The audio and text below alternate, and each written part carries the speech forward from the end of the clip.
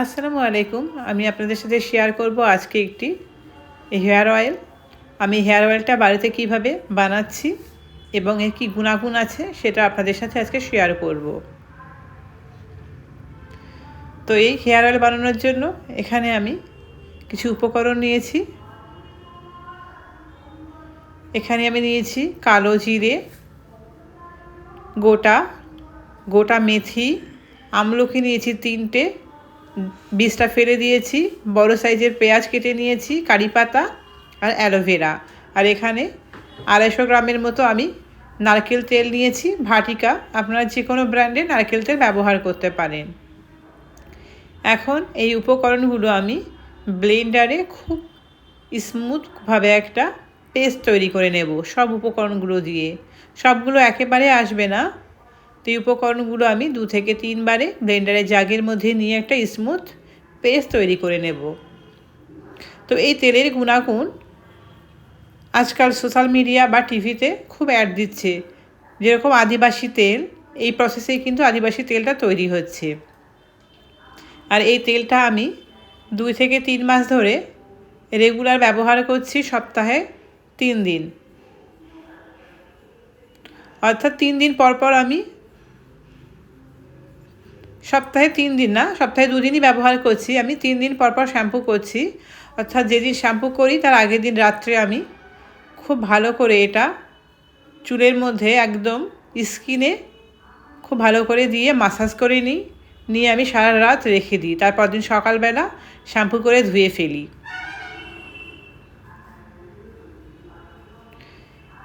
এটা ব্যবহার করার ফলে চুলের গ্রোথ কিন্তু প্রচুর হচ্ছে এবং আমার চুলগুলো খুব পাতলা হয়ে গেছিলো।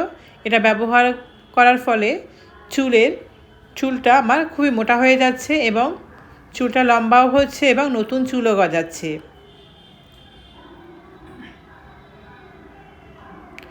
তো সব উপকরণগুলো আমি ঠিক এভাবে ব্লেন্ডারে জাগে নিয়ে নিলাম, নিয়ে একদম খুব ভালো একটা স্মুথ পেস্ট তৈরি করে নিলাম। আর এটা ব্লেন্ড করার সময় একটুও পানি ব্যবহার করা যাবে না। এখানে যে অ্যালোভেরা, পেঁয়াজ এবং আমলকি ব্যবহার করেছি, ওর থেকে যে রসটা বেরোবে ওতে এটা খুব ভালোভাবে পেস্ট হয়ে যাবে। তো সম্পূর্ণটাই আমি ব্লেন্ডারে নিয়ে এখন এটা ফাইনালি আমি পেস্ট করে নিলাম। এখন গ্যাসে আমি কড়াই বসিয়ে দিয়েছি। কড়াইটা গরম হয়ে গেলে এর মধ্যে আমি নারকেল তেলটা অ্যাড করে দিলাম। এখানে আমি 250 গ্রামের মতো নারকেল তেল ব্যবহার করেছি। যে পেস্টটা বানিয়েছি সেটা এখন আস্তে আস্তে এর মধ্যে আমি ঢেলে দেব। আর এই পেস্টটা দেওয়ার পর গ্যাসের ফ্লেম একদম লোতে রাখবো, রেখে এটা 20 মিনিট সময় ধরে আমি এটা লো ফ্লেমে জাল করে নেব। এটা জাল করার ফলে তেলে যে কালারটা সম্পূর্ণ চেঞ্জ হয়ে যাবে, একদম কালচে একটা কালার চলে আসবে। আর বলা হয়নি এই তেলটা ব্যবহার করার ফলে চুলও কিন্তু কালো হয়ে থাকে।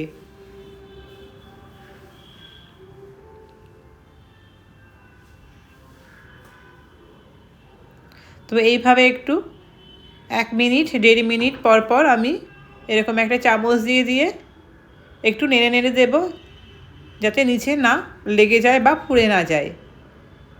একদম লো ফ্লেমে আমি এটা 20 থেকে 25 মিনিট সময় ধরে এটা জাল করে নেব।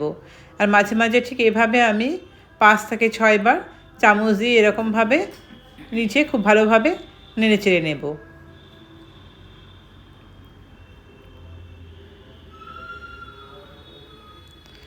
এইভাবে তেলটা আপনারা বানিয়ে ব্যবহার করবেন, আশা করি কাজে দেবে। এখনকার যুগে যেহেতু আমরা যে কোনো শাকসবজি বা যাই খাচ্ছি না কেন সবই কেমিক্যাল, তো চুলের উপর খুব প্রভাব পড়ছে। তো এই তেলটা ব্যবহার করলে আশা করি উপকার পাওয়া যাবে। তো ঠিক এভাবে আমি বারবার একটু নেড়ে চেড়ে তেলটা বানিয়ে নিচ্ছি।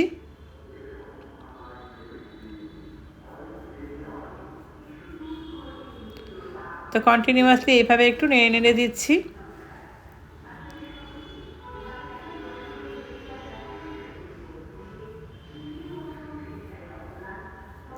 তেলের কালারটা অনেকটাই চেঞ্জ হয়ে গেছে।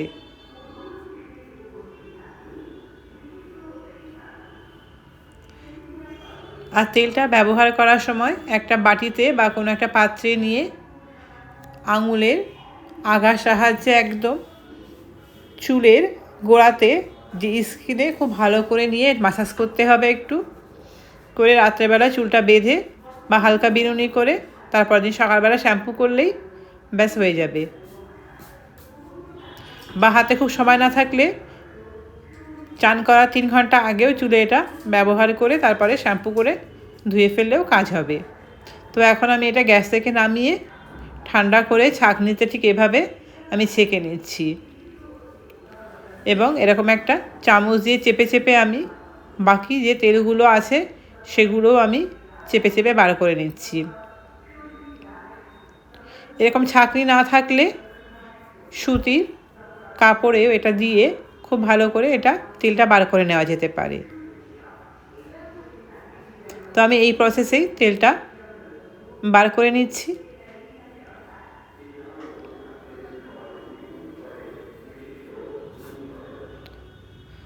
তো সম্পূর্ণ তেলটা আমি এখন বার করে নিচ্ছি, নিয়ে এটা এখন একটা কাচের আমি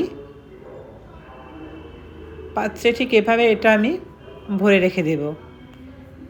আমি এটা 1 মাসের জন্য তৈরি করে রাখি, 1 মাস ধরে আমি এটা ব্যবহার করি, তারপর আমি আবার 1 মাস হয়ে গেলে আবার এটা বানিয়ে ব্যবহার করছি।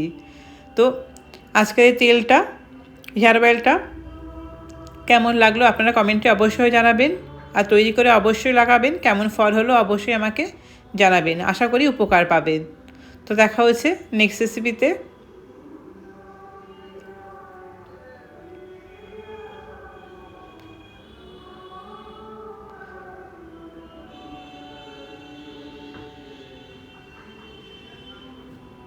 তেলটা কেমন হলো কমেন্টে কিন্তু জানাতে ভুলবেন না। ওকে, বাই।